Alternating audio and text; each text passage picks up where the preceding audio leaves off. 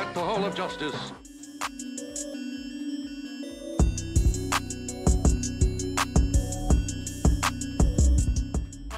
Jump too hard, don't stand too close. Hello, Sergeant Be Safe, Captain Chaos. I'm your new district attorney, just in case. Hello, just in case. Nice to meet you. Yes, it's a pleasure. I'm glad we're all on the same team. Yes, locking up bad guys. Let's go inside the courthouse and see the judge. We have bad guys to put away. You are absolutely right. Let's go inside and get to work. All rise. I am the Honorable Judge Mint.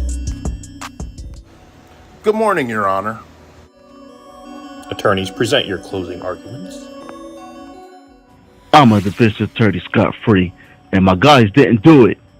The proof has been laid out, Judge. Sergeant Be Safe and Captain Chaos caught these guys red-handed. What you mean, red-handed?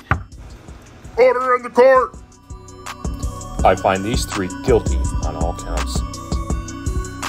Ooh. Well, I'm out of here. I'm innocent. I didn't What do sell you mean crap. guilty? I don't hack. Good work. Yes, job well done, team. I just want to say good job to our brand new district attorney, just in case. And from me and Captain Chaos, that's your tip of the day to get you on your way.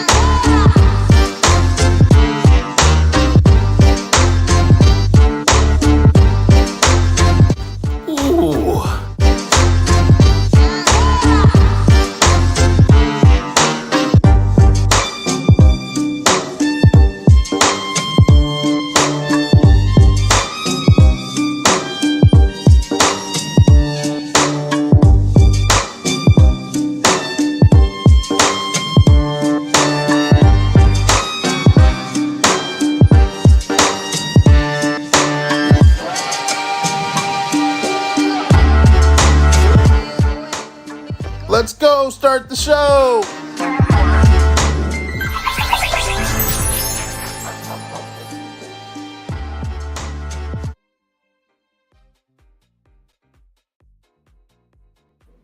Good evening, ladies and gentlemen, boys and girls. Welcome to another episode of Black and Blue. This is the podcast where we go live weekly at 7 p.m. Eastern Standard Time. I hope you guys like the new background. I told you it was under construction last week. It's still under construction right now, but it looks 10 times better than what it did before. It got the wigwags going on, got the sign going on, let everyone know that we're on air. I hope you guys are here to have fun because so am I.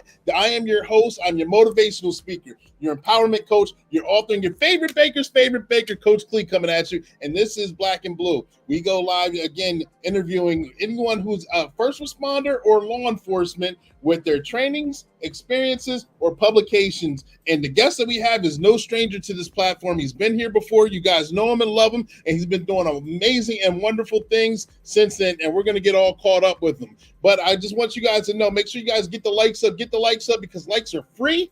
Likes keep the algorithm going and keep the show pumping. We are streaming on 5 different platforms right now. So I don't know which one you're on right now, because we're on 2 on YouTube, we're on 2 on Facebook, and we are on 1 on LinkedIn. So make sure if you want that shout out, put your name and where you're from in the comment section, and go ahead and I'll give you that shout out that you're looking for. Again, this is an interactive live. So if you have a comment or a question, put that in the comment section too, and we will acknowledge that to the best of our ability. All right. Make sure you share this along with all your friends and family so we can keep this platform going. Again, we bring you a lot of good and vital information. This platform is sponsored by One Way Publishing, and you see the website scrolling below, and it's also in the comment section. So at the end of this live, not right now, but at the end, make sure you guys check that out. One Way Publishing sponsors this podcast, sponsors Sergeant Be Safe, the cartoon that you saw at the beginning of this video, and also has clients, me being included. I wrote 5 of my books through this publishing company, and they have many other clients as well. Their motto is they can turn a mere thought into a book that's bought. So make sure you guys check them out. All right, they can make the dreams come true, whether you want to write a fiction, nonfiction, autobiography, a cookbook, coloring book, children's book. So many wonderful things are being funneled through One Way Publishing. But don't just take my word for it. Watch this watch this video here. Have you ever wanted to explain something, tell a story, or leave a piece of you behind? Have you ever wanted to write your own book, but not specifically know how to do it? Well, get ready. One Way Publishing's here. We can turn a mere thought into a book that's bought. People need to learn from you. They need to hear that story. Kids need to read that book. Imagine if you wrote your own children's book and get to read it to your kids. Here at One Way Publishing, we can get your fiction, nonfiction, fantasy, instructional, what have you, done. All at a reasonable price and definitely a reasonable time frame. And if you don't believe me, ask Sergeant Be Safe. He's working on his right now. He's definitely writing the best chapter of his life. Make sure you check out his cartoon skits that air on the podcast Black and Blue. As Sergeant Be Safe said, that's your tip of the day to get you on your way.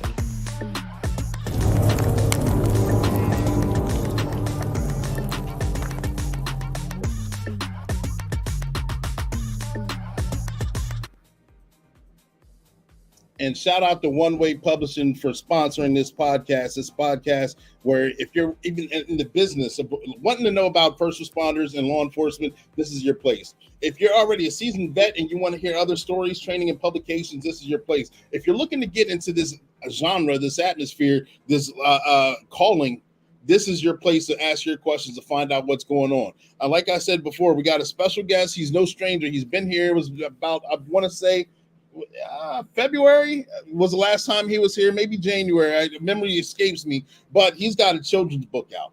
And we got to read his children's book on American Literacy Association.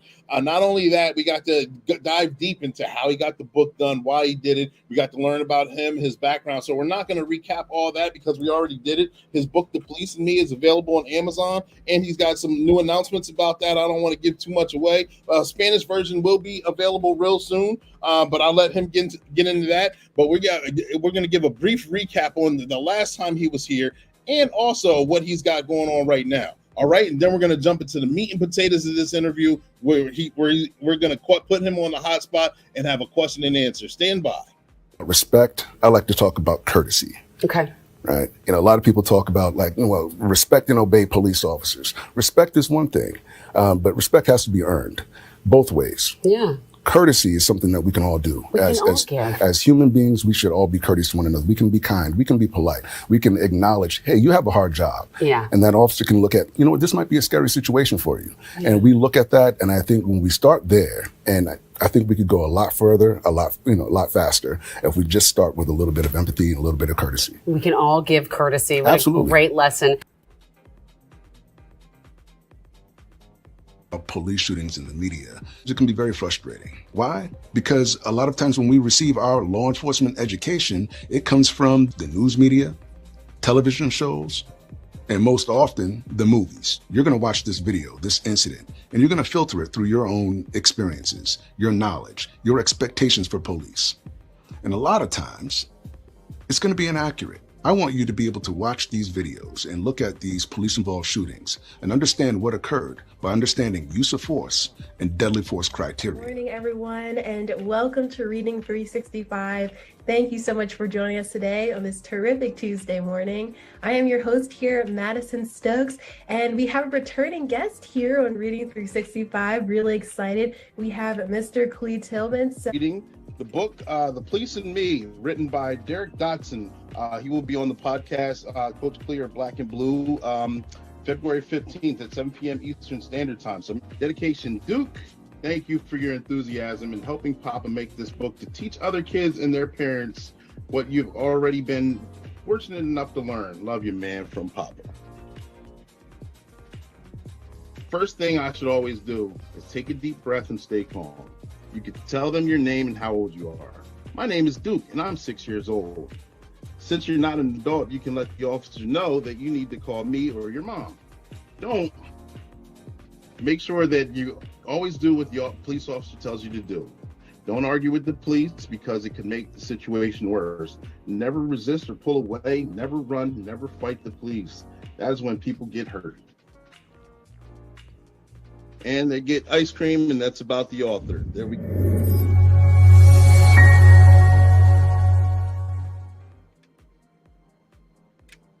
And again, that was just a brief recap on the last show that he was on, and he's here today, ladies and gentlemen, boys and girls, a returning guest. He's going to be the founder of the Black Sanctuary. You see it scrolling below, and it's also in the comment section. Make sure you guys check that out as soon as you can. He's the author of the book, The Police and Me, and also, like I said, a Spanish version should be coming out. That's on, I don't know exactly when, but he'll explain all that. He's done over 10 years in private security, and right now he's on the National Ambassadors campaign trying to get information out there to law enforcement and the public alike. But therefore, I'm not going to steal his shine or thunder. I'm going to bring him to the stage. Mr. Derrick Dotson, are you here? I am here. How you doing, brother? I'm wonderful. For one, it's nice to have you back in here. It's good that I know we've had conversations online. I know we've had conversations offline, and they've been great conversations. And I can say tremendously, they've helped me out personally. So I'm truly excited to have you back here on the show. How have you been? I'm great, man, and thank you for that introduction. That was a great recap. That was amazing, man. But yeah, things have been going great, and yeah, like you said, it's been really good. This is part of the thing I've loved about this entire journey is, meeting people like you, and then actually being able to continue these relationships that I've been able to build. But I have to say, you have been consistently the person that I've talked to the most over since I've started this whole thing. But it's really cool to be able to meet people, even though we've never met face to face. But like I feel like we have. But no, this is cool, man. Thank you for having me back. Yes, I know we feed off each other and we continue to rise. I know you've got a lot of things going on, and I'm looking to watch you flourish, and I'm happy for your success. And I know that bug is in you. So no matter what you accomplish, you always want to take it to the next level and accomplish more. So can you tell us about the campaign and what you're trying to do right now, that your National Ambassadors campaign? So yeah, thank you. So the National Ambassador campaign is for the book, For the Police and Me. And so this is all going to be under the Black Sanctuary. But the Ambassador campaign, the whole point of this is to be able to get this book into as many hands of law enforcement officers as possible. The whole point of that is to bring everybody together. That was the point of writing the book, and is one of the reasons why I wrote a children's book in the first place, was to be able to bring people together. Right? So kids are going to read it, right? They read the book. They learn about who the police are, what they do, and what they do when they interact with police. Parents read it to their kids, all right? They get a chance to explain it to their kids. But then, what I've seen is, law enforcement officers right from the beginning buying this book and then going out and reading it to kids. And personally, that was one of the coolest things for me, is to be where I am, where I wrote the book, and then look up on LinkedIn and see a chief of police in an elementary school reading the book. That was Chief Scarpon out of the Marysville Police Department, and it was Okay. just cool to have that experience. And I never met this chief either, right? He's a great guy, but I've never met him. And at the time, and it was really cool to see that. And so that's what I wanted, right? That's what I wanted from the beginning. And so now that I've been out there, I've done the book tours and done the reading and done lots of readings to kids, and I see the possibility of how this can grow. And so the ambassador campaign is to get the books into the hands of police officers that will then turn around and give the books to kids in their community. Right. That way we can start having dialogue, and we can start talking more about, again, a lot about what the book is about. Kids have a ton of questions about this book, and I love it, right? Because I get a chance to answer questions, and it's thought provoking, right? Like, it's cool because these kids make you think. They understand more than we want to believe about police and policing, and even a lot of the things that we've seen in the media. And so, so I want that to happen. I want these officers to be able to get into the community, hand these books out to kids, have these interactions, conduct their own readings. I can't be everywhere in the country and do this, but the whole thing is to be able to bridge that gap, make the community and police relations better by doing this. And so that's where this actually started. Absolutely. And I know I've seen, following you on social media and just in conversations that we've had ourselves, I know you've flown across country to various places. You met with individual people. You got to read to kids. You got to interact with kids. You got to meet law enforcement officials and actually engage. Would you say this is another point or another tool in the toolbox to use for community policing, community service? I don't want to toot my own horn, but I think this is the tool, right? I think this is the tool that's been missing. When another reason why I wrote the book is because a lot of parents said that they didn't know what to tell their kids about police interaction because they didn't know what to do. And if they didn't know what to do, then, they don't know how to explain it. So there's actually a part in the book where I teach, Duke it's narrated from my son's point of view, and he sees what I'm doing when I'm getting pulled over. He sees, the sequence of things I'm doing and what I actually do. This gives people an opportunity to understand this is what I'm supposed to do when I get pulled over, right? With that being said, this is a tool to be able to, explain for police officers to be able to explain to parents, to be able to explain to kids when they go to schools and they talk to kids about these things. School resource officers, for instance, this is another tool for them to be able to say, hey, this is exactly what you should be doing, and this is how you should interact. And then it does open up dialogue at that point. So, like on my book tour, when I went to Syracuse, New York, I went there and I read to probably just shy of 1,500 kids in 4 days, and there was about close to 2 hours worth of questions that I answered between five schools.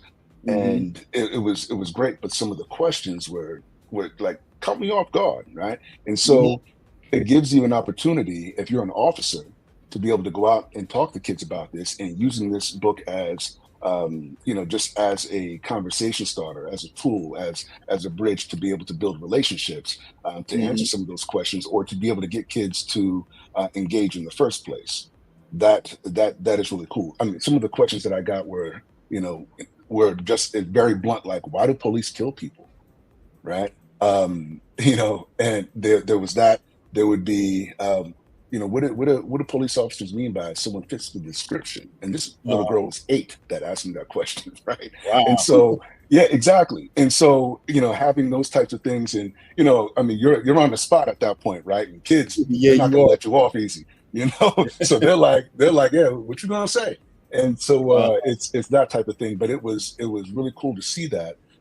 So since then, I've already started working on a parent guide, because I couldn't imagine parents having to try to answer some of the questions that I knew the answers to, but I still had to think of it, on the spot, but be very thoughtful and mindful about how I answered them. Didn't want to skate around it. Didn't want to, try to, water it down for them. For instance, if they use the word kill, then I use the word kill, right? It was that type of thing where I had to be thoughtful about it. But, this is a great tool for agencies everywhere, not from municipal to county to state, even federal. When you engage with law enforcement is law enforcement, the way I look at it, and to be able to use that as a tool, I think it's going to be a great thing. Absolutely. So let me ask you, in the process of you doing your book tour, you engage with 1,500 kids or more, you said? Or at least, well, that was just on one tour, right? On that one tour. That was just one tour. Yeah. Yeah, there's way more than that. Yeah. And the kind of questions that you got were to the point, blunt, directly, put you in the hot seat. And you're, like you said, kids know more than we think. And so did you get any questions from law enforcement as well? Or did you have them do a question and answer? Or are you envisioning the kids or the public sitting down with law enforcement officials and having a town hall community back and forth dialogue? And do you think this book will be the gateway to make that happen? So that's exactly it. That's what I plan on doing so that's part of the ambassador campaign, is make sure that having events and continuing to have these conversations around the country. And it's important to do this now, Clee, right? Like, I don't want this to be as a result of another high profile, shooting or deadly force situation that happens in the media. And then all of a sudden we're trying to play catch up here. There's been enough division. We need to get ahead of that. So yes, I want people to, engage in these types of conversations much earlier when we are having, town hall events, events at schools. School resource officers are going to be a big part of this. But then the police agencies, like some of the police chiefs that I've spoken with, they totally agree. They're all over it, right? They're like, this is an opportunity for them to be able to connect, and using this book to be able to open up conversation. And then when kids ask about what happens during that interaction, because that's when it really starts to get deep. Yeah. When kids ask, well, if, what happens to me if you arrest my parents? That type of thing. I'm trying to tell you, like, it catches you. And those kids are actually thinking about it, not just because they're thinking about it. Some of them have actually experienced it. Some of the places where I went and read the book were, like, one of the schools had a 98% poverty rate, 5% homeless rate. And, and it was deep to see the type of questions that they would ask, because they've seen a lot, right? Unfortunately, they're not strangers to homicide, right? And so, they see that type of thing, and you want to be able to provide answers in a way where it's not, they don't have some type of animosity towards police, because a lot of times that's when they're showing up, right? It'd be interesting, I tell you, it'd be interesting when I would go to one school and I would say, what do the police do? And the kids would say, they come when someone needs help. And okay, what do you think the police do? When people are in trouble, we call 911 and the police will come. Then you go a couple blocks, maybe a half mile down the way, go to another school. What do you think the police do? Oh, they come when people get killed. Okay. What do you think the police do? When somebody gets robbed or shot, police come.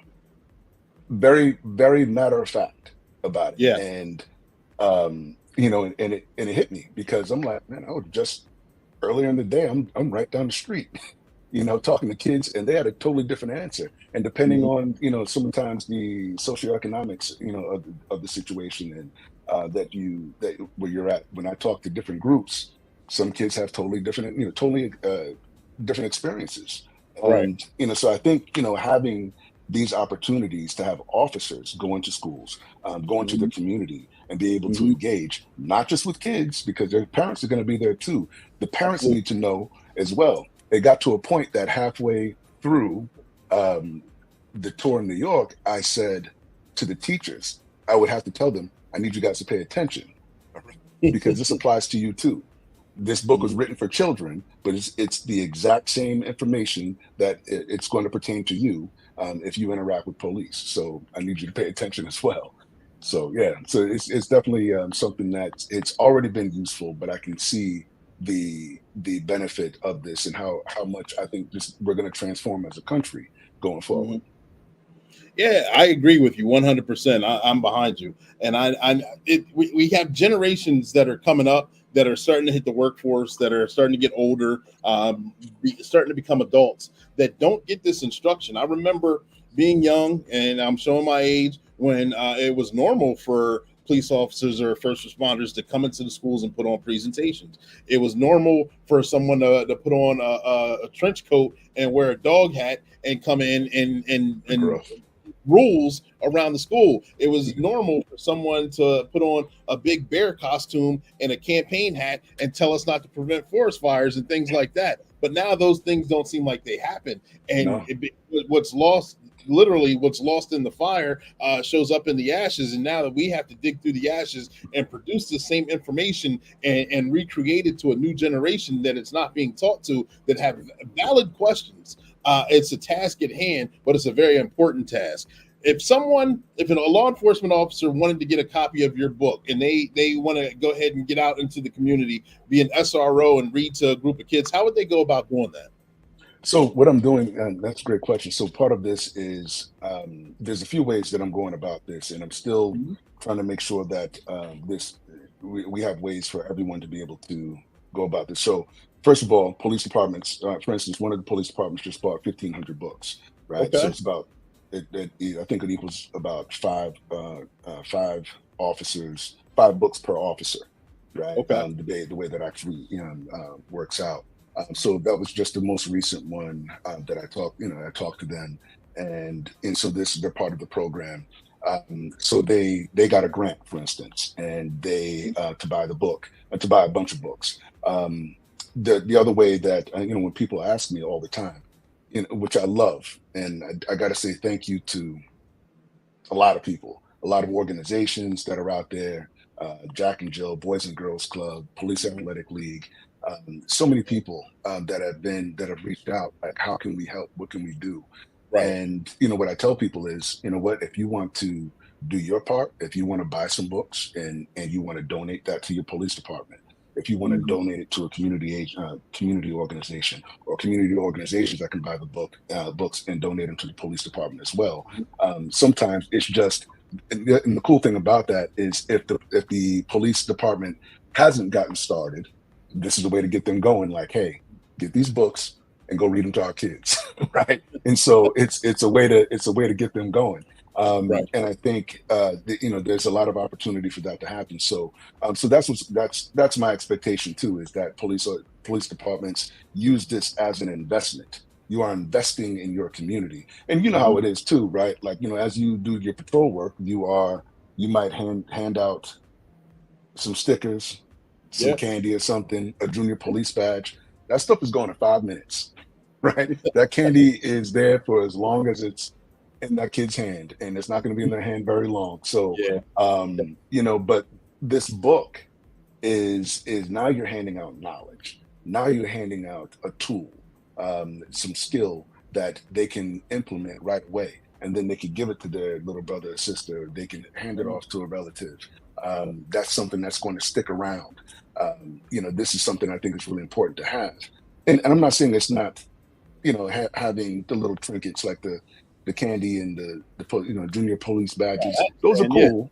Those are cool. And, and it's a way to maybe open up conversation, but I'm talking about something that's going to be lasting, that could come back to you and save your life as an officer, right? Because this person is going to know how to interact with you. They're going to know how to behave in that type of situation, and they're going to pass that information on. I'm telling you, when we educate each other and we inform each other this way, and the things that I've heard from parents, things that I've heard from kids that now understand this, that's why I'm taking this national, because I don't want to wait any longer just because I'm going from one city to the next, that type of thing. No.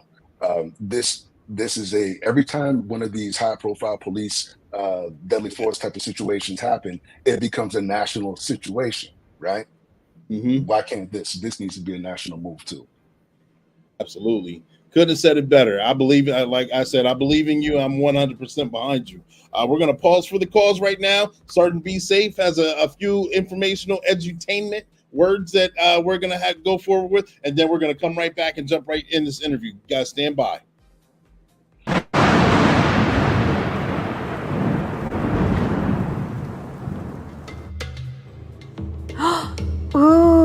look at all the pretty butterflies in the sky.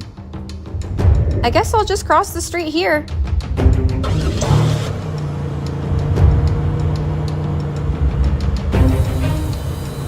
Oh, good.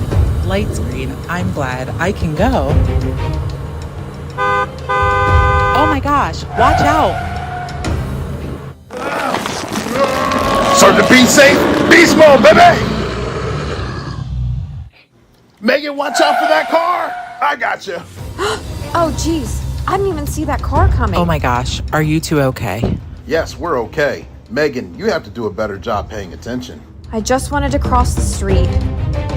I didn't see you walking there. Megan, middle of the street.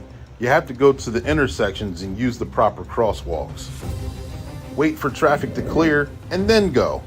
If you don't follow these simple directions, you could get a ticket for jaywalking, or worse, be hit by a car and seriously injured. I'll be more careful from now on. Ooh! Look at the other butterfly! Oh my goodness. Sergeant Be Safe, you are the best. This is very true. Thank you very much. I did have to turn on supersonic beast mode to jump and get Megan out of the way. Remember, folks, look both ways before crossing the street and wait till the intersection's clear and cross at the crosswalks. And that's your tip of the day to get you on your way.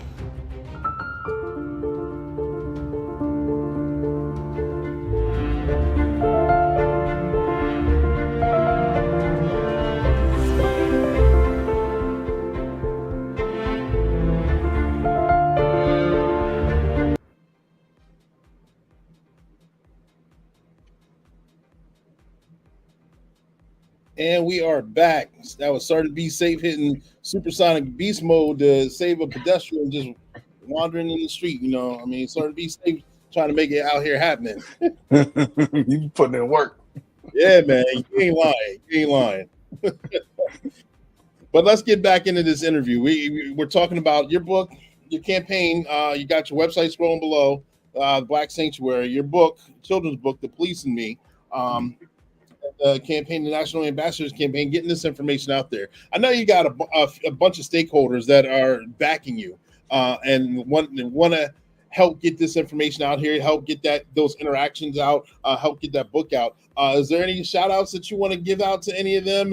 How are they helping push this cause, which is so noble of you and them? You know, and that's thanks for asking. You know, that's a lot. You know, I'm glad to say that it's a lot. You know, one of the organizations that just referred me for something else was the Jack and Jill of America. Jack and Jill is of America. It's an organization of 50,000 Black families. So it's an organization primarily for kids, but it's also ran by moms, right? Dads are part of it, but it's ran by the moms. They have been highly supportive, very supportive. They've had me read to the kids a couple of times. I did an event earlier this year that was actually it was voted to be the best event of the year, which was pretty cool. Okay. Yeah, it was really cool, and I had no idea that would be the case. This guy's modest, ladies and gentlemen. He's out here making it happen. I don't mean to cut him off. This guy's the most this dude, and he's out here making it happen. I'm sorry, I just have to put that out there. No, but it's cool, I mean, when you have something like that happen, I mean, you're out there just doing what you think needs to be done, and you're doing what you think is right, and then it turns into something like that. The Boys and Girls Club, and then I'm also trying to get something going here in Bellevue, Washington, with the local Boys and Girls Club. But once again, on a national level, I'd like to be able to work with them as well. Big Brother, Big Sister locally. Also talk to the local CEO. We're trying to get some things going. But it's things, people like that. Police Athletic League, of course. They bought a few hundred books right off the top, right from the beginning. And again, I like working with these organizations and locally in cities. That's great. This is an issue that we have from all over this country, and that's why I'm really focused on building partnerships nationally. Right. But even like local cities, when I mentioned Bellevue, one of the people I've been working with is the deputy mayor, Jared Neuenhouse, and we've been talking a lot. We've been just working together, trying to figure out best ways to get this thing going. I wanted Bellevue to be one of the cities, the city that I started with here in Washington, just because they've had such a not only a progressive mindset, but they put things into action right away. He introduced me to the mayor, and again, I had a great interaction with Mayor Robinson, and I think we're definitely going to do some. We could possibly do some really good work together. But people like that, right? Like right from the beginning, they see the need, of course, but then to know that somebody's actually out here doing it and they jump behind you. I can't tell you how that feels to have. When you have that belief, that core belief of what it is and what you need to get done, and it's coming from a place of love and just caring about people and wanting to help folks and use your knowledge and your skill and your ability, and they're like, yes, what can we do for you? That's an amazing feeling. Yeah, and it's a great feeling, especially when it's for a good cause because you're giving back. Right. And you're helping society again, like we talked about. We would say it till we're blue in the face, but it's true, and it makes you tireless because you're doing it for a good cause. Absolutely, right. So let me ask you, what kind of obstacles have you already overcome, or what kind do you foresee coming down the pipeline as you're trying to get this campaign out? That's a good question. I know there's going to be obstacles. That's a given. I haven't, and that's an interesting question. I've had a few interviews at this point, and one of the things is I don't really receive a lot of opposition. If there is, I haven't heard it, right? Because at the end of the day, it helps everybody. I don't care how you feel about police. Like, you can feel how you want to feel. That's not what I'm trying to get to. I'm trying to make sure that everyone is respectful and understanding of each other. Right. That's my main goal. And that you understand what police do, and there's mutual respect and empathy and courtesy that's there.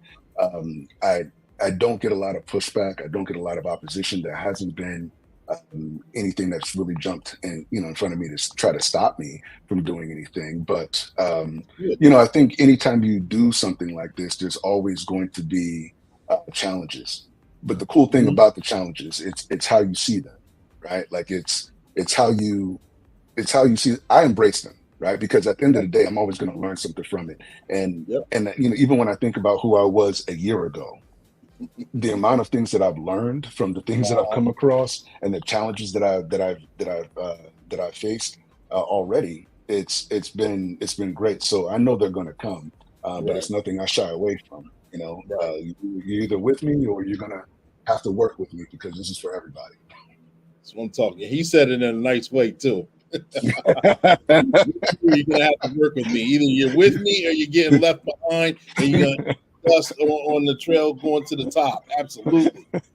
One thing though that I've seen from the interview clip that I had played in the beginning of this podcast, I got to watch some of that interview where you sat down. I forget the name of the show where you were speaking New Day Northwest. There we go. And so you were speaking with the female there, and you said something that resonated with me, and it's very true. And I've been a law enforcement officer for many, many years now. I'm an old man in the game.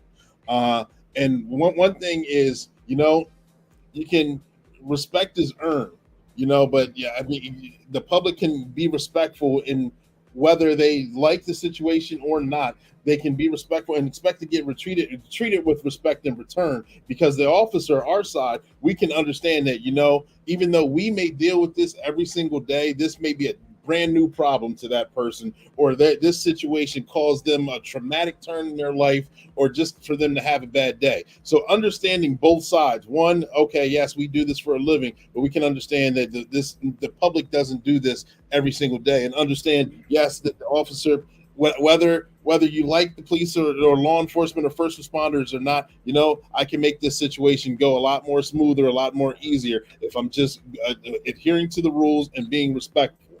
Now, I kind of ad-lib, but that's what that's the point that I believe you were trying to get at in that interview. Yes, yes. I'm glad that did resonate with you because it was one of the things that just kind of came off at the end of the interview there, and I'm glad we wrapped up that way. But it was something I had been pondering because it was something that people continue to say that always causes an issue. They always say, um, especially when I talk to Black folks about police, right? Because depending on their interaction with law enforcement, it's going to be, they're like, well, why should I respect police? I don't feel respected by police. And then when you talk to some officers, you have some officers say, well, we don't feel respected by the public. And, it, respect is something that has to be earned because, respect, when you look at the definition of respect, we're speaking about in the way that we're talking about it here between civilians and law enforcement personnel, we're talking about holding someone to a certain level of esteem. All right. I'm supposed to hold you to a certain level of authority just because, basically because you got a job, because you wear a uniform and a badge and a gun, and you have this authority that's been appointed to you to enforce the law, and I should respect you because of that. Um, Even if you can't respect someone, which is earned, because for me to have a certain level of esteem for you, that has to be earned. But regardless of that, we can be courteous to one another. All right. I can be polite. So when you stop me and you pull me over, it's not what you pulled me over for. Right? It's not that. It's how you doing, officer? What can I do for you? Well, you were doing going this fast in this area, and you shouldn't be doing that because this is a speed limit. Blah blah blah. All right. Okay. Sure. What do you need? I need your license and registration. Sure. It's over here, and that is over here. Right. Like just it doesn't need to be a production, right? And there's so much of that, and the reason why I talk so much about that now, and it's something that I kept hearing between respect and courtesy. Well, I kept hearing respect, and I kept thinking, well, maybe the word isn't respect, right? Maybe we need to move off of respect and start thinking more about courtesy because that's something we can all do as just as civilized human beings, and not even in a law enforcement personnel situation. Just walking in the grocery store and holding the door open for someone that's coming out with their hands full.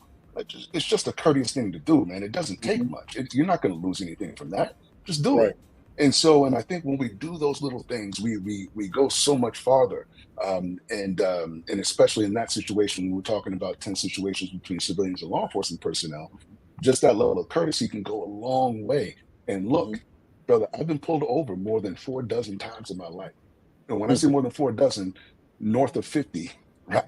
Wow. But I have one ticket. All right. I have one ticket that was in the state of Maryland back when I was in college. But Maryland. yeah. And he pulled us both. Oh, he pulled 2 people over at the same time. He had some skills. That was crazy. Anyway, but the point is that I hear people talk about these things in such a way that, even after all the experiences that I've had, and I've interacted with law enforcement, I've literally had law enforcement officers, dead serious. I've had police that concluded a traffic stop and then told me this is the best traffic stop I've ever had. Why? Why? Because I'm not making a production out of it. Hey, sure, yes sir, no sir, yes ma'am, no ma'am. All right, yeah, this is what this is. You need me to do what? Sure, here, right? And it's just being. I think it's just being. I think the whole thing is, and again, another thing I mentioned in the interview is empathy. I have to be able to understand that police officers have a complex job, and a police officer can also look and realize that this person is nervous. They might have never been in trouble before. They probably never been to the principal's office before.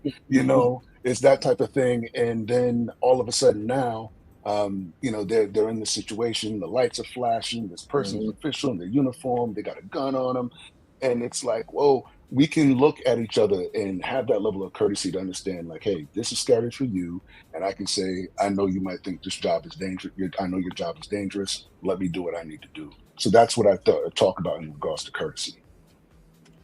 Absolutely, man. You explained that so eloquently too. It reminded me of an old quote that I heard before. And forgive me, I forget who quoted it, but it takes nothing for a candle to light another candle. Like, Ooh. being courteous. You don't lose anything if your candle's already lit and you light another candle. You lose nothing. You actually got a brighter atmosphere, a brighter scene. So that goes hand in hand with courtesy. It takes nothing to be courteous. Yeah. Oh, I like that. Yeah, I'll yeah, have to yeah. look that up. I'm gonna give you credit, but I'm gonna look it up though. Yeah, yeah. I understand, man. Cite whoever said I borrowed it from someone else. I just don't remember who. That's fine. Yeah, man. No, I like Yeah. that. That's good. That's really good. I'm a quote guy, man. I appreciate, because quotes me, you can get the point across in a sentence or two just by a good quote. Yep, there you go. Yeah, man. So let me ask you, what kind of future engagements do you foresee yourself with your campaign, with your book, with the Black Sanctuary, with doing presentations, anything? What enlighten us what you have for the future? One of the things I'm working on right now is TED Talks. So I'm I'm putting together a TED Talk, and I plan to do a lot of those. And again, those talks, generally, initially are going to be a lot around this campaign and getting the awareness out. I want people to understand, exactly what this is and what I'm doing, that there is someone out here that's actually putting in this kind of work. And so TED Talks is one thing. There's, I just put out the Spanish. Well, I'm working on putting out the Spanish version of the book. So we already got the translation done. Right. Yes, and that was really cool. Shout out to Kenny Baja and Gabriela De Castro, some great interpreters that I worked with back in the courts, the U.S. courts, and so it was really cool to be able to, work with them again, and they're brilliant at what they do. And so, and the cool thing about the book, by the way, is it's not they didn't just translate it to Spanish. They were very, very, thoughtful about Mexican Spanish, Puerto Rican Spanish, Cuban Spanish, right? DR, everything. So they were very thoughtful about it and how they did that. And I wouldn't have thought of that, right? Yeah, That's what happens when you work with pros like that.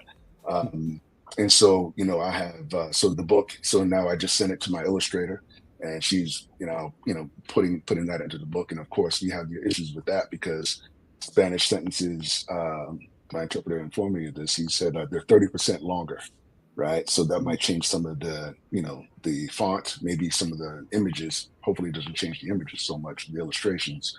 So, so we're working on that. Continuing to, I have a couple other things that are kind of under wraps a little bit, but it's going to be very beneficial. It's really cool, some really cool stuff that we're doing for teenagers. And and I want, because the video series that I did on the Black Sanctuary YouTube channel, please go there and subscribe. We just we put that out, and so we have 10 videos there that are up. We're going to be doing the second part of that series coming up, but before we do that, I'm going to be doing a firearm series. Black Americans bought the most amount of firearms in 2020. And as a use of force instructor, I've been, in law enforcement and in the private sector. That's something I've done for a long time. And when I saw so many Black Americans that bought guns, I was like, well, that's great that we've kind of gotten by this stigma that, we can't own guns or we shouldn't own firearms. But nobody got training because it was 2020. Right? Yeah. So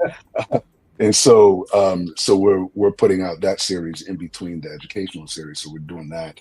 And then I have a couple other series coming out that's gonna be pretty awesome. We're going through it's gonna look like a case study between a lot of the use of force and deadly force incidents that have happened, and helping people understand exactly how these things played out and why, and what you could do differently in the future. And so we're already in the process of that. That's going to be awesome, I think, because I haven't seen that done, and it's going to be extremely informative to people. So I'm looking forward to doing that. So yeah, that's just some of the things we have going on, but there's a lot more. It doesn't feel like there's enough time, man. No, I know. It's like I want to do it all right now. I know. Yeah. Once you have the thought, you see the completion. You just want it. I know, like right then. I There get you it. go. Yeah. I know you do. it's frustrating sometimes. You just want to like, a brand new thought. Let me get this one so I can move on to the next. There you go. Yeah. But you got good things going, and they're good ideas, and they're helpful, and it's up to date as well. I mean, you got YouTube series coming out on those kind of explanations. Those are important. I didn't know that in the African American community, it spiked in the purchases of firearms during 2020, and that's good. But again, like you said, it was 2020. We were all locked down, so whatever kind of training we got was either videos or whatever, or just self-taught. And so many owning a firearm is necessary and important, but you have to learn how to use it too. Yes. So many different times I've met people that did not know. They mispronounce some of the uses, some of the parts of the weapon. They say they take the clip out according to the and yes, and not knowing that once you remove the magazine, there still possibly could be one in the chamber.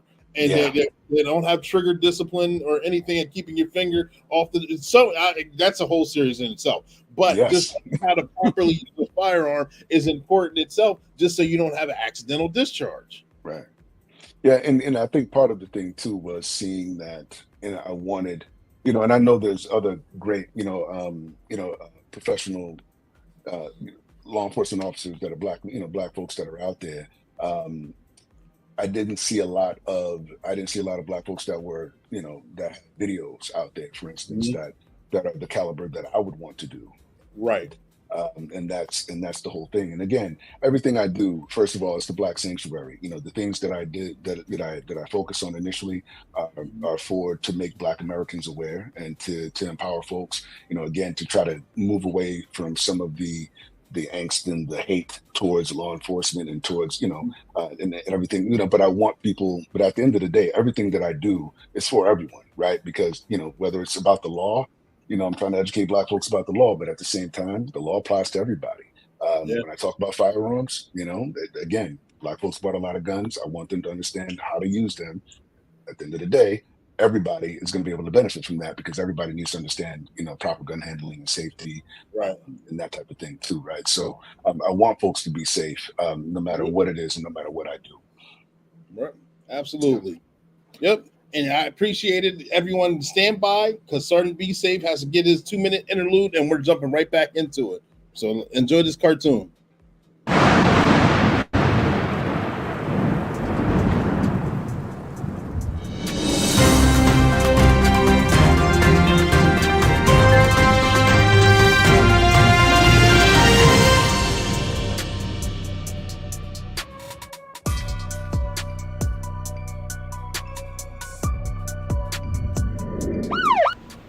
Dispatch, put me out at 5th and Main. There's a car blocking the roadway. They may be broke down. I'm gonna go check on them. 10-4.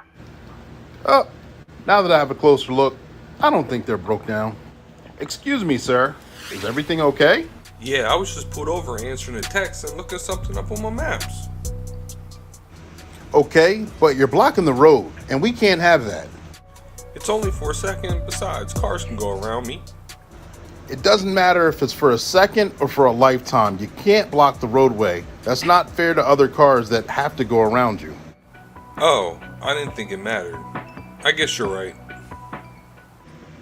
If you have to check your text messages or enter something into your maps while you're driving, pull all the way over to the side of the road, or better yet, find a parking lot and pull in there. There's a parking lot right up there.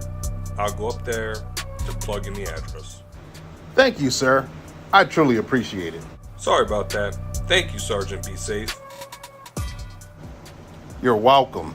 And that way, we can keep the roadway clear to avoid potential accidents. And that's your tip of the day to get you on your way.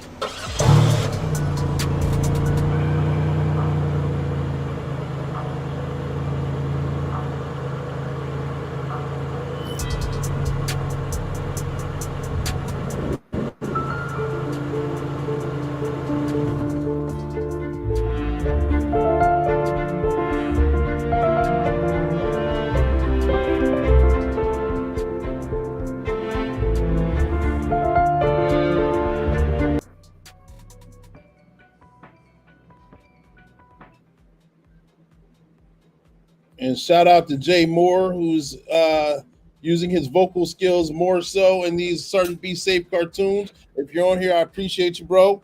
I appreciate there's a couple others that he's done as well that haven't been or completed yet. So I appreciate your tenacity on getting those talented voiceovers in. That was a great interaction. I think that guy might have read the police in me, man. You know, that was such a professional and courteous interaction between those two. I think so. I think so. You might have had influence on the driver. Yeah, man. So interactions like that, yeah, I got to be careful on how I say it. Not all, but I can almost gamble that most of the time, if they're polite, courteous, it interacts. Everyone can interact cordially. Mm-hmm. Not only does the traffic stop go efficiently and effectively and quickly, most times it's a positive outcome. Read between the lines on both parts. Not all the time, but I mean, as many times as it could be. But I can almost gamble that it's more so a positive outcome and a positive ending toward that situation. You know, I mean, it's even when I go into a doctor's office, if you think about it, and you know, I learned this years ago that when I would go into and especially I think that I've had several orthopedic surgeries, right?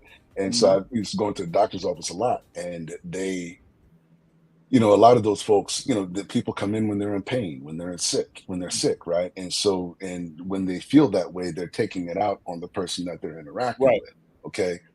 And that is that, and they deal with that all day. So by the time I come in and I'm like, good afternoon, and they're like, oh, hi, can I help you?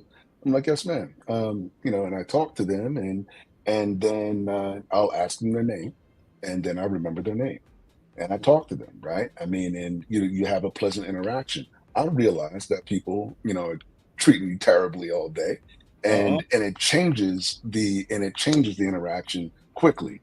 Now it's just like, hey, let's help this gentleman out. And it's not just, let me be clear. It's not just about, what I get from it. It's not about that. It's just about, again, it's just the courtesy of acknowledging that this person is being treated a certain way. But now when I would continue to go in, I would get totally different treatment when I would go in there, right? You know, all the time, because they know how I'm going to talk to them, how I treat them, how I interact with them. And it goes a long way. All you have to do, again, it's a little bit of empathy and it's a little bit of courtesy, right? And that's all it is. And so when I interact with cops, when I get pulled over, especially even in law enforcement, I never said who I was or what I was doing. I didn't flash my badge or anything like that. I didn't want to get in trouble. So, but at the same time, it was, but how I interacted with them, and if it came up, if they saw some gear in the car in the back seat, that's something different. Yeah, sure. But the interaction with them was always like, thanks, man. You know, hey, I appreciate you being so polite. I appreciate you being so cooperative, right? I mean, and I've heard that a lot, right? Just because of that's how I'm always going to deal with you. Me making the situation worse is not going to help anybody, right? You're frustrated and everything else, right? And I think people have such a high expectation of police officers that you're not allowed to have a bad day. Like, anything could be happening, and that's what I try to explain to people. Even when I talk to kids, they might have had a pet that died, right? They might have had a sick parent, or their car might have broken down, on the way to work, or there could be maybe their best friend is hurt or injured, or maybe sick in the hospital or something. And even when I explain that to kids, I try to make sure that they understand, like, these are people that are dealing with the same problems as everyone else, but they have a very complex job where they have to deal with everybody else's problems, and so, and kids got that. They're like, oh, okay. And so even when I talk to adults, that have their own problems, and now they're getting stopped by police, and that's like the last thing that they want to deal with. It's still all about how we deal with each other. And I think the more courteous that we can be, and just that mutual understanding, like, hey, I get where you're coming from. You have a tough job, and I don't want you to be. I didn't want to get stopped. I don't want a ticket, But all right, But like if you ask me to say, hey man, you were speeding, I'll probably be like, yeah, I was. Like, and even then, like sometimes they'll laugh. I'm like, well, at least you're honest. I'm like, yeah, man, I was moving, man. But anyway, but it just depends on how we go about it. And I think that's an important thing. Absolutely. Good answer. Good answer. We'll kind of switch things up a little bit and kind of ask you on your book again. Get the reference out there, which I got mine on Amazon, ladies and gentlemen. But there's multiple ways that you can get a copy for yourself. Amazon, Barnes and Noble, any place books are sold online, you can find the book. Gotcha. Got to get that plug out there, definitely. But let me ask you this: with your book, after interactions with your book, whether it's from law enforcement or whether it's from kids or parents, after they read this book, and do you think it can help with anyone who's got their toe dipped in the water halfway in, halfway out on a decision on maybe, I want to get into a career. Maybe I want to answer the call and get into law enforcement or become a first responder. I'm kind of wavering in and out. Do you think that this can help push them into it if that's a decision that's kind of up in the air for them? You mean for the adults? Probably not. I think for adults, people that are older have their feelings about police already, and it's hard to change that. Right. As you see right now with so many agencies across the country, there's so many of these agencies that are putting out, they got incentives of like, I don't know, $30,000 worth of incentives to get you to be a police officer. And people are like, nope, not doing it. And it's, I don't think that happens, but I think that's the worst place to start recruiting is to start recruiting adults. If you want to recruit, you start recruiting children. Right. And you start at a very young age. And that, again, if you want to look at it from a long-term perspective, look, if you're an officer and you're out there reading this book and you're interacting with kids, that could change their entire perspective of who the police are. And now they're going to learn more about what they do. They get to touch your vest. They get to see inside of your car or whatever it might be, when we hold these events. They get a chance to see something. This might be a future law enforcement officer, whether they're a municipal police officer, whether they're a federal agent, right? You never know. But if you want that, so it might not be immediate. You might not see the return quickly, but in the long term, yes, that's what I'm talking about. The book is an investment. All right, it's an investment into keeping your citizens safe, your police officers being able to go home to their family. And at the same time, you have an opportunity to possibly recruit young folks because now they get a chance to learn more. I had one young man ask me a bunch of questions and he was very interested. And he had already made his mind. He was 9 years old. He said he was going to be an FBI agent. And I'm like, I love it. Right. And he was so he's already done his research because he was pretty informed about so other kids had some questions and he would start to answer and he would look at me and I would say, no, go ahead. And like, I wanted to see what he was going to say. And I was like, great job. If you want to recruit, that's where you start. So I think, the book could be used as I think that, look, and I know I wrote the book and I'm not just out here, trying to pump it just for sales. That's not what I'm doing. This is something I utterly care. I care deeply about. Right. And I want people to understand, like, this is a great tool to be able to utilize in multiple ways. And so I'm hoping that that's one of the things that police departments will see, that this is a long-term investment. And this isn't a one-time campaign either. When I say the campaign, this isn't just every police department, making one big purchase. It's, I'm going to come back in another year or two and we're going to do this again and again and again, right? Because this is something that needs to be ingrained in our country, the mindset of these types of relationships that we need to build. That's gonna increase, that's gonna improve. But at the same time, when we talk about how people feel about law enforcement, even as a career, these young kids, that's gonna change too. And so I think it could be a great tool for that as well. Absolutely. I believe it. I believe that. And good answer. I'm going to ask another inquisitive question, the part B or part two of that question, the original question. So throughout the nation, possibly throughout the world, you got individuals that are quiet quitting, that are walking away from jobs, that are fed up, that are doing exactly what they need to do just to skate through. And same with law enforcement. They're sick and tired of being sick and tired. Mhm. They're fed up with whether in-house problems, outhouse problems, whatever it may be. It's just one big encompassing burnout. Mhm. How can your book be used to a seasoned officer that is kind of at close to the finish line, but not all the way there, that to reinvigorate them, as in community service or community policing? How can your book be utilized to help to reinvigorate that officer and engage with individuals themselves or the public? I think that's a great question, and I think and I would hope that officers that are that seasoned are going to use their knowledge and use their experience. They might be burned out, but Mhm. it's really hard to not smile when you're around kids, man. True. When you're around kids and you're reading the book to them, and sometimes um, I would kind of give them cues. Like I'll ask them questions as I'm reading, and Mhm. and to hear their response, and sometimes they respond in unison, right? Like I can't tell you how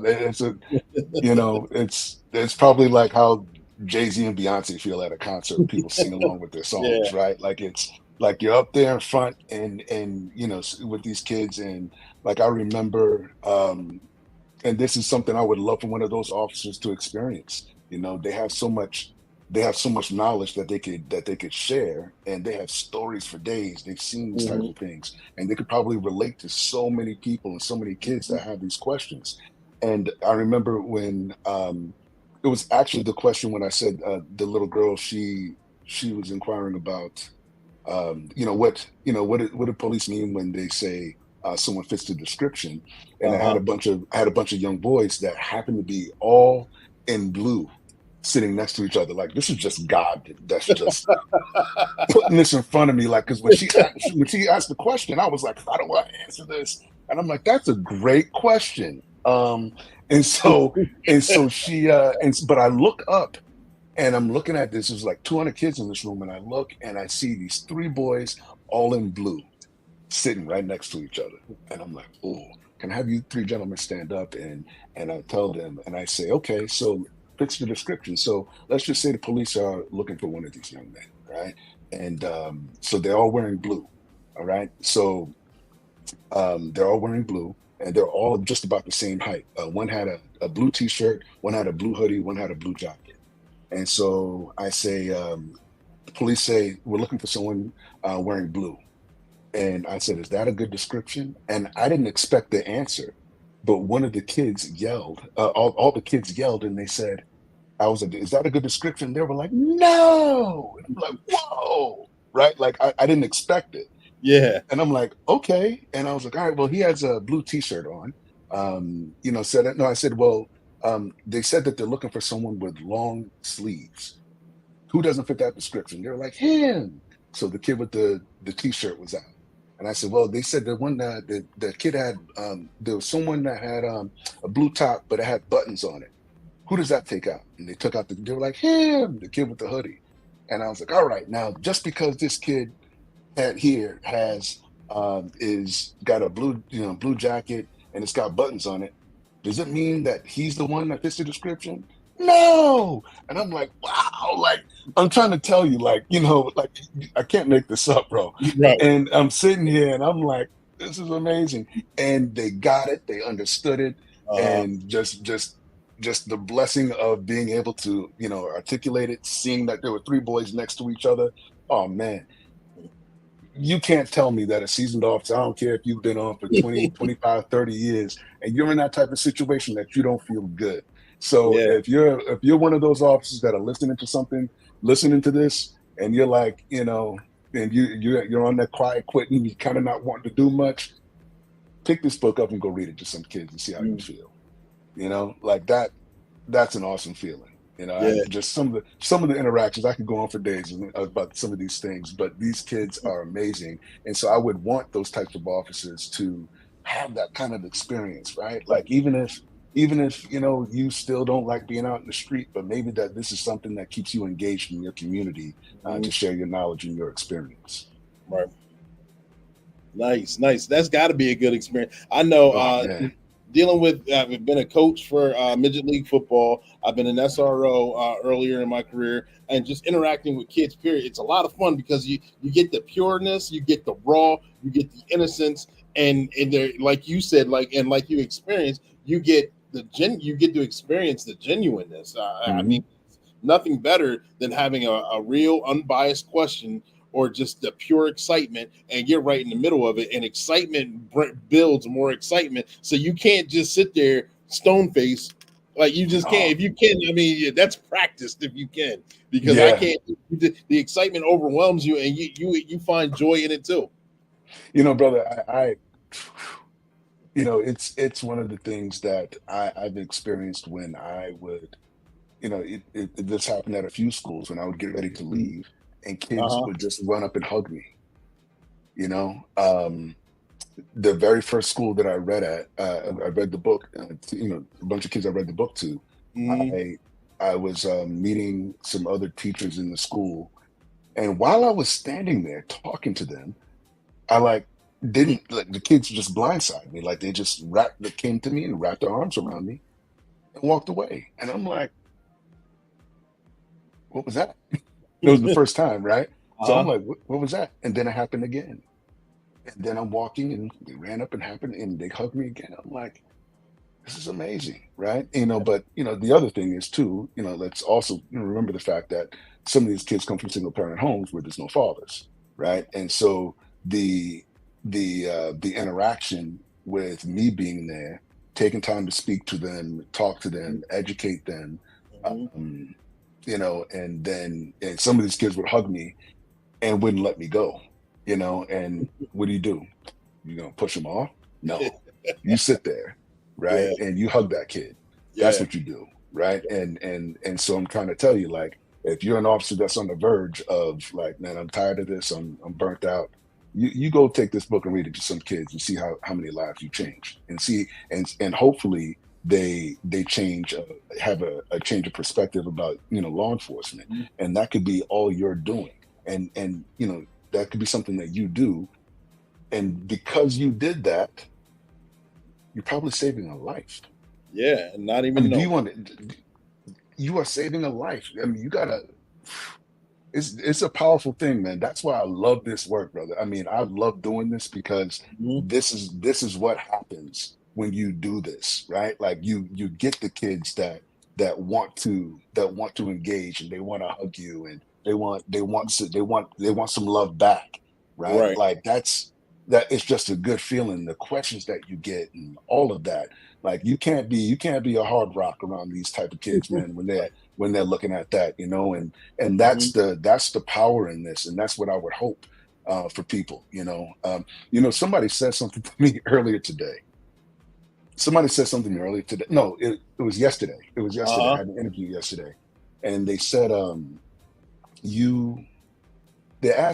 they were asking about my goal, what my goals were, in particular to the ambassador campaign with the book, and one of the things is, and just as I'm sitting here thinking about what you're talking about, some of these officers, I don't really have a goal, Clee. Like I did have a goal at first, but in regards to this mission, it's not a goal that I really have anymore. At first, it was about helping people stay safe when they interact with police. That's what it was, right?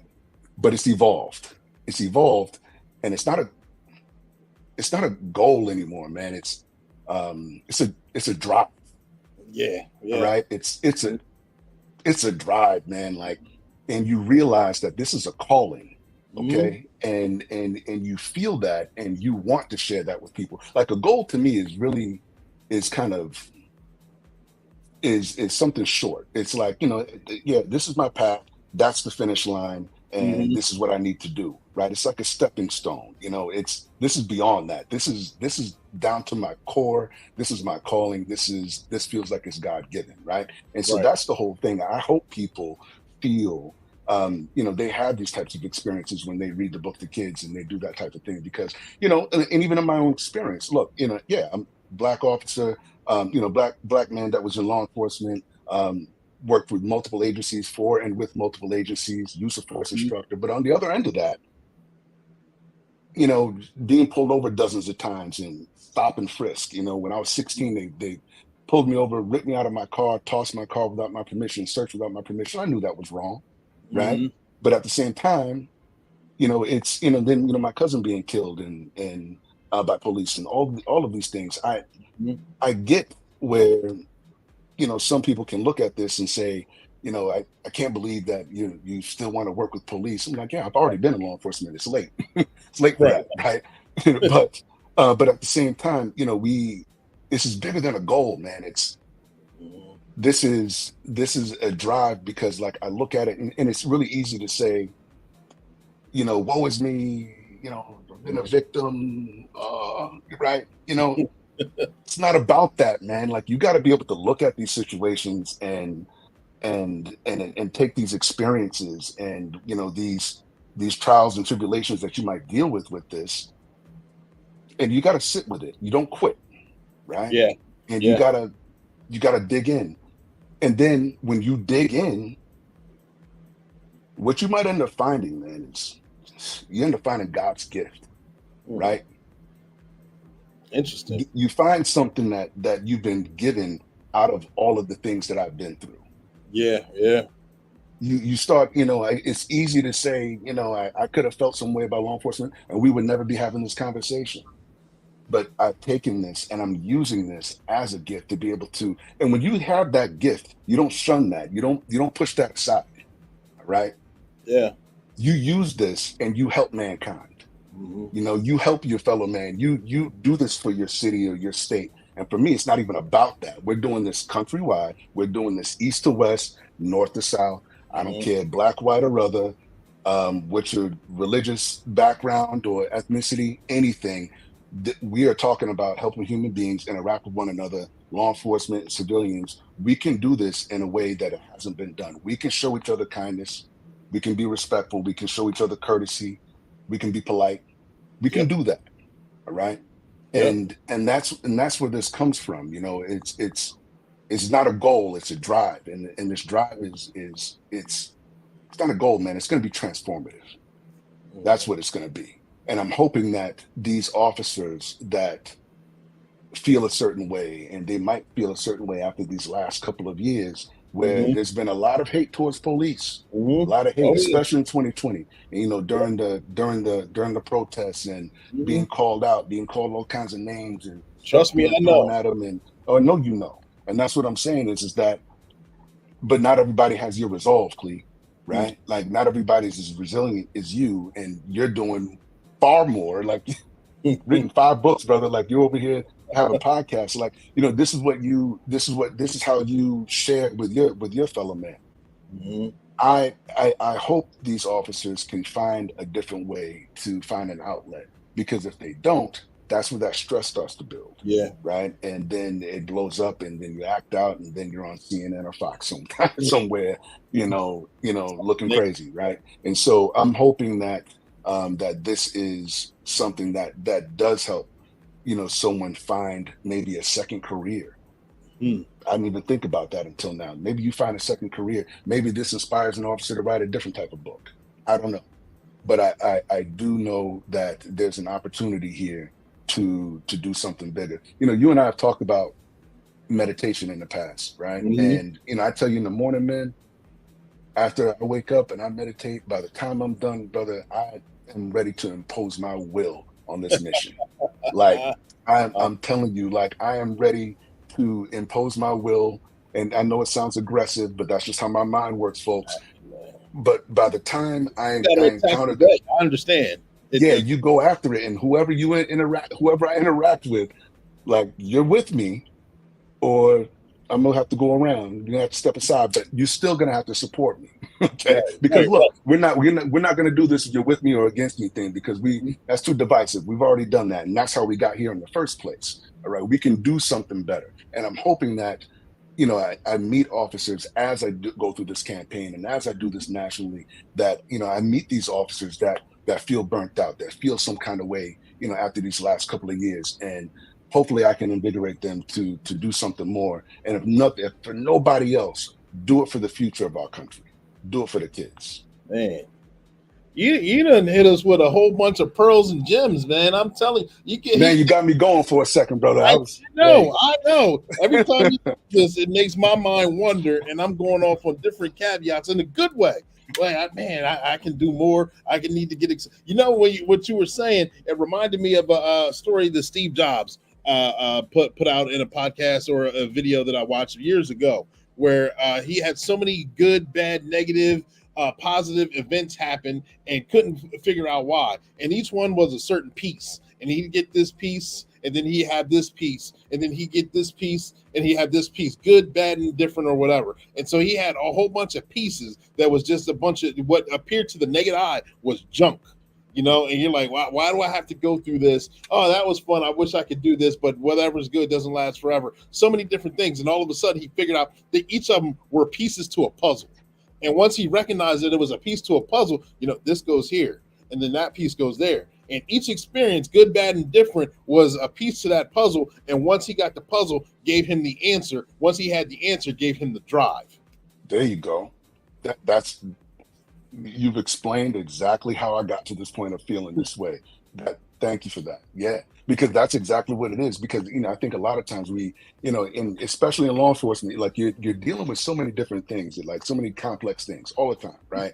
Different people, different situations. It might be, mental health situation one day. It might be, a homicide the next, right? Yep. You never know, right? And then you're having to manage all of these things, but you lose yourself in that process. And I think, it's really important to understand how do I put these things together that it makes sense to me and that I can still be of service.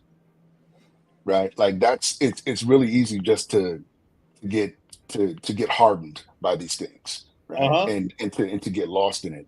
And that's what it'd be very sad for people that have had this level of exposure to humanity, to different forms, to different parts of humanity. Some people never see. Right? Yeah. And now you see that. I think it should make us better servants, because that's what we are, right? We are servants, and we're here to provide. We're here to provide a service, but we're giving ourselves. And I think that's what I'm trying to do here, is make sure that, my brother-in-law passed away a couple of months ago. And to be honest, that's when this started. It was me at his funeral, standing in front of the church. I had no plans to talk, but I was standing up there and I was talking about him, and I was talking about his casket was off to the right of me. And I'm talking about impact, and I'm talking about living a good life, because he lived a good life. He was a good man. And he wasn't somebody that was chasing titles or money or anything like that. He was just a good dude. And I'm so grateful that I've been able to tell him that throughout his life. And he's one of the people that I had told that to, because he was always a good man. And I thought about all the people that said nice things about him that day. But as I was talking to the church, I was realizing that I was projecting. Yeah. I was like, oh, I need to do more. Right? Like this isn't it. Like, no, you need to step your game up. And that's that's actually was the inception, was me standing at my brother-in-law's funeral, was me standing there saying, I need to do more. Because one thing that man always told me was, I'm proud of you, little brother. I'm proud of you, man. And that's also my gift to him, my dedication to him. He gave me that inspiration that day. Right. And I went back, that night I started thinking like we need to do more. And that's what I'm saying. It's like, look, man, we don't know how much time we have. Right? Yeah. We don't know this, right? We ain't getting out of here alive. I know that. Yep. And so, in the meantime, what are we gonna do with that? And people like you, people like me that have been blessed with, gifts, and we're creative, and we have an opportunity. We have gifts, we're creative, and we've also had these types of careers in which we can express ourselves and help people in different ways. Mm-hmm. We have to do that, but let's move beyond looking at the thing that's right in front of us. like I said, it was at first looking at, oh, what can I do in this city or in this community or over here? No. Give me my country. Give me the United States. I want the entire country. I know I can handle that. Yeah. Like I said, I'm going to impose my will on this. So it's already done, and I got people like you, we have great supporters, cool thing. Even being on LinkedIn, I've met judges and attorneys and cops internationally. I've met, people in the corporate sector and just moms and dads, different organizations. I met a sister from the Alaska Black Caucus yesterday. Okay. Right? It was awesome, right? Like, that, people reaching out like, hey, what can we do? I love that. Yeah. I love that. And this is where I think we're good. We're great as human beings. We can, when we give of ourselves that way. And, but yeah, man, you got me going on. I didn't mean to start preaching at you, but this is where I think where we can, this is where we start making change, man. This is that opportunity. And like I said, every day I look for that opportunity to do it. And when I don't, and when I'm not like active, like I'm like, I need to be doing something right now. Like, I need to be like, and it's cool. Like it's great to take time to relax and chill and all that. That's cool. But I find my, I am fed by the experience of helping others and giving. Like that's how I enjoy myself, man. And so, I'm really looking forward to this campaign. It's, and like you said, I might, I'm pretty sure I'm going to face some obstacles at the beginning and maybe halfway through, whatever, who cares? I don't care. It's at the end of the day, we're going to be helping a lot of people. And the idea of the fact, I'm sorry, I just got to say this too. This is something that just hit me. The idea that we are going to end up by saving lives, you change the future, right? And you change individual futures. Okay, so that's a family that doesn't deal with the torment and the angst of losing someone that was killed by police, right? Or the family of a police officer that loses someone in the line of duty. Yeah, all because we're sharing the information of how we should interact with each other. Yeah, spawned from a book. Yes, you know what I mean. Like, and bro, we can do some amazing things here, and that's and that just hit me. Like, we can literally change the future by saving lives, and even individual lives. Like, we can do that, man.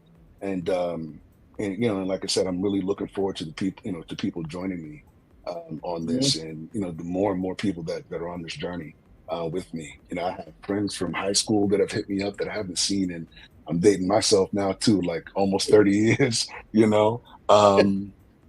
It's and just people I haven't seen that have been incredibly supportive. I went to an HBCU, and to have at Norfolk State University in Virginia, behold the green and gold, go Spartans. People that that I haven't seen since I left the school that have been like, hey man, what can we do? And then people like you that I've never even met in person that are like, I got you, man. That's how I know we're going to be successful here. I know it. I believe that. I know, like I said, like we talked offline so many times, either through text or just regular phone conversations. And I remember you telling me the story on your brother-in-law and how it you say as you were speaking, you were projecting, and you discovered you were talking to yourself. And as you're talking to yourself through yourself, you discovered that I was like, yes, as like you said, stealing your own words, the inception happened for the campaign as if you already had it here, which at that point in time was high enough and that was adequate enough. And then after conducting that speech or speaking through yourself, it got here, and you realize it needs to grow. It's that much more bigger. I understand. I haven't done enough work. I need to keep going. Like I told you backstage, I had a busy day today with training. Had a short turnaround and to do this podcast, which I'm excited about. I mean, we always have a great interaction no matter what. And I'm like, the remainder of the day, I'm just going to relax and chill. And then realizing I'm probably not. I'm really not. That's my goal. I knew you were gonna say that. Yep. Something else. There's I got this. I'm working on so many different things. I'm like, I got time right now. I can at least move the line that's here, move it to here, at least for right now. Keep it moving. I get it. Yep. Yeah, and I mean, and you feel right, like it's good to take a break. It's good to get take a vacation every now and then. I get it, but when you are driven by helping people, when you're driven by that, it's like that's you are taking. It's good to step away from stuff to clear your head, but you're creating a life that you don't feel like you need to leave, right? That you don't need a vacation from, because, and that's how this feels is every time when somebody pops up or you see somebody, like I see somebody with a book or I see someone has a positive experience, just like, and I know you have to love it when people react to Sergeant Be Safe, right? Because it's like every time I see it, like I can't help but smile, right? It's just one of those things where it's just like, it makes you feel good. It's funny, it's informative, and that's what I'm saying. Like you get a chance to be creative in these types of situations. And so, and I think we're blessed that way. I mean, not everybody has found that, that thing for themselves, but yeah, when you do, you don't want to put that down. You don't want to waste it. Keep giving. Right. Les Brown, one of my favorite motivational speakers, one of his speeches said, "You can either die with dreams or die with accomplishments." And he said he doesn't want to be on his deathbed and having the ghost of all his dreams surrounded by him, looking at him with dark, scary eyes, saying, "We came to you to give us life, and now we have to die with you forever." I'm like, wow, that's powerful in itself, man. You get those ideas, you're like, there's a way to leave a lasting impression on the world right there. Yeah, that's gonna have me shook now. I love that. Yeah, I wish I could steal that too. That's Les Brown, one of my favorites. Oh yeah, everybody's got to love Les Brown. Yeah. But yeah, that's exactly one of those things too, where I hope that I continue to find different ways to continue to serve, right? Because it's something that I think you're ingrained in. You get a chance to be creative, but it's also kind of ingrained in who you are. So I know it's in my wiring, it's in my programming, man. That's something that I've always enjoyed doing one way or another. But the idea of not doing enough and then departing this earth, or our physical bodies anyway, that's not something I don't think I've ever been comfortable with it, but I became more aware of it recently. Let's put it that way. Like it became far more real, a lot more real at that point. So yeah, I did that. Yep. And ladies and gentlemen, boys and girls, we're going to pause for the calls with Sergeant Be Safe, and we're going to come right back up with one final question. All right, stand by.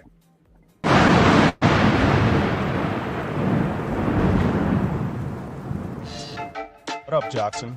Let's get these bikes and join up with the crew. All right, I want to try some stunts. Cool. I got the camera. I'll record you as you sig and sag through traffic. Okay, I'm ready to go whenever you are.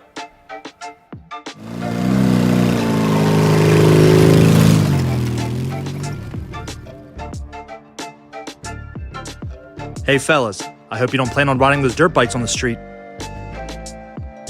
That's illegal activity. You guys don't have the proper gear to ride. The bikes also need inspected, insurance, and registration. Oh, I didn't know we needed all that. You guys don't have a driver's license either. Sorry, fellas. Everyone else does it. Bad decision. So, is there a place where we can go ride them legally? That's a great question. Yes, there are. In some states, there's designated areas like tracks or dirt roads where you can ride them. Riding them on the public road is not acceptable, especially when there's careless disregard for other people and traffic and property.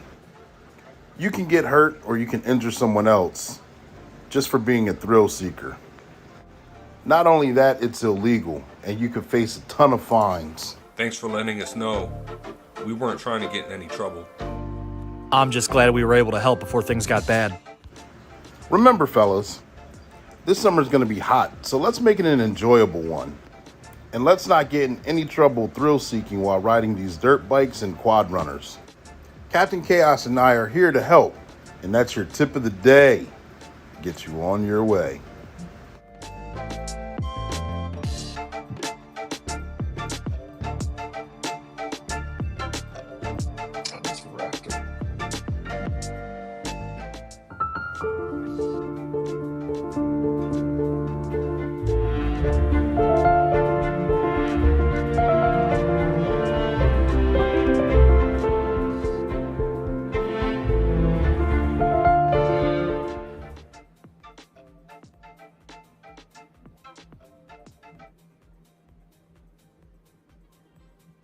And we are back, ladies and gentlemen, boys and girls. Thank you guys for sticking around in Black and Blue. Got one final question I'm going to ask. Got Derrick Dotson right here on the stage. Had a wonderful interview. Talked about a lot of wonderful things. Talked about his campaign. Talked about the Black Sanctuary. You see it scrolling. There we go. Talked about his book, The Police and Me, as we did last time. It's his second time on the show, and I can almost guarantee you it won't be his last. Absolutely. But in the course of conversation, I may have forgot to ask a question, or I may have jogged your memory on something that you wanted to say and didn't have the opportunity to. Is there anything else that you would like to put out on the floor? Right now, the floor is yours. No, thanks for that, Cleet. No, I think, at this point, I really hope that I can get as many people to join this ambassadors, the national ambassador campaign for the police and me. This is something that I know is going to help a lot of people. This is something that this hasn't been done before. This type of book hasn't been written, and we're going to take this on. This is something that we have to make sure that we take on long before we have another national event that we're all going to respond to. And it's going to be an emotional response, right? It's going to be something that that people are going to feel certain types of ways about, based on what they think law enforcement is, or what they should do, and how they should interact with the public. This is what this is about. This is about having this mutual understanding, this empathy, this idea of being able to come together and have these conversations in a way that we can actually learn from one another. But let's use this example and start with our children. And that's what I'm hoping for here, is that we start with our children, and so that way when they become tweens and teens and they're roaming your parks and malls, they know how to interact with police. And when they get their license, they know how to interact with police. And when they become tax-paying citizens in your city, in your community, they know how to interact with police. This is an investment that we're making in our children and in our future.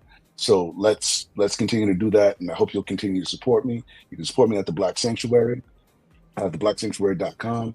I'm on social media everywhere at the Black Sank, on Facebook, Instagram, and LinkedIn. I look forward to your help. If you want to know how to help, buy a book for your school district, buy some books for your school district, buy them for a local library, donate some books to a police department, and tell them to get out there and start reading some kids. So let's do that, and I look forward to your support. We're going to be doing this for a long time, and I know you're going to be with me. I'm looking forward to it. Absolutely. There you remember where you guys heard it first. Make sure you guys get out there and support. Either like Martin Luther King said, you're either part of the problem or part of the solution. Be part of the solution. It's very easy. Purchase a book, get out there, interact with the community on either side of whatever this is on Black and Blue. Either side of the community, either side of law enforcement. Ladies and gentlemen, boys and girls, thank you guys for tuning in. We appreciate it. Make sure you guys check the website out, the Black Sanctuary. Get your copy of the book wherever books are sold, like you already heard. I got mine from Amazon. Make sure you guys get yours too, and be a answer and not a problem. All right. I'm Coach, your motivational speaker, your empowerment coach, your author, and your favorite baker's favorite baker. Make sure if you're looking to find a spot on this show, workwithclee.com. It's in the comment section. Get at me. If you're looking to purchase one of these 5 books that I think are tremendously great, get at me. That can be handled on the website or Amazon as well. If you are looking to support the show, let me know, because we're going to continue moving this thing forward because it's important. This show airs weekly at 7 p.m. Eastern Standard Time, and we have a guest on the show that's first responder or law enforcement, and we come on here and we discuss their trainings, their publications, or their experiences. So if you're looking to get in this platform, this atmosphere, this is your place. If you're already in this atmosphere and you're looking to see how other individuals do it, this is your place as well. If you're not in this atmosphere, if you're not law enforcement, if you're just looking to see how we humanize the badge and we talk to individuals who are here, this is your place. So make sure you guys, I got former guest on the show, Maurice Hicks. Good job. Thank you very much. Make sure you guys check his book out as well. Former guest, he was just on last week. Ladies and gentlemen, boys and girls, we got a special guest that's coming on next week. I want to tell you who they are, but I'm not going to, because I want you guys to stay tuned, and they're coming through with some more power and influence, and we're going to have a good time doing it. Coach Clee, the motivational speaker, your empowerment coach, your author, your favorite baker saying 10-4, over and out.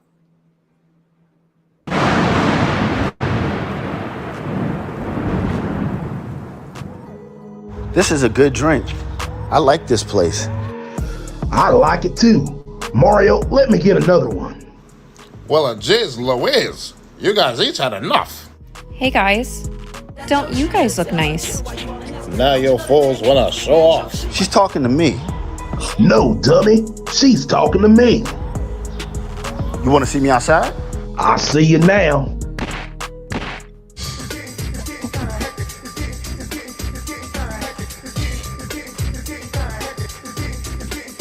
They're fighting over me. Hey, you guys need to break it up. You're wrecking my place. Hey, Sergeant Better Safer, I need your head now. Welp, I got a few pics of them. I'm out.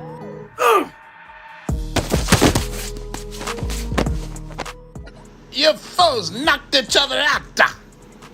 Megan, don't you live? Like Popeye when it's time. Looks like we're right on time again. I don't understand why you guys are fighting. I just saw Megan leaving. Was it for that? It's because she liked my profile picture. We're connected. Insta-talk.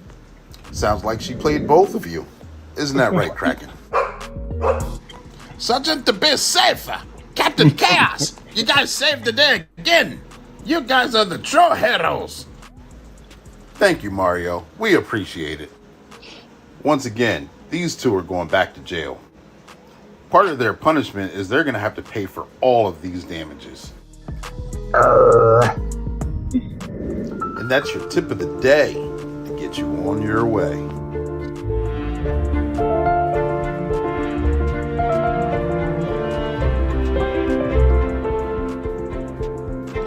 Oh, God.